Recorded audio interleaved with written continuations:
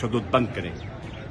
मैं आया हूं समझने के लिए कि आपका मकसद क्या है।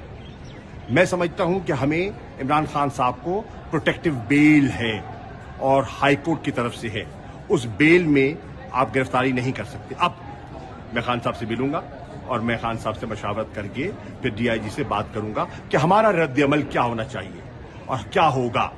मेरी अब अपील है बैसियत vice chairman Pakistan Tehreek Insaf, PTI के कारकुनान जहां जहां हैं और मेरी आवाज सुन रहे हैं, मैं उनसे गुजारिश कर रहा हूं कि फिलफौर वो लाहौर का रुख करें और जमान पाक में इमरान खान के साथ यकजहती के लिए वो जमान पाक पहुंचे। दरखास्तें आपकी जमा हो गई, उस प्रोसेस को मुकम्मल हो गया आपका।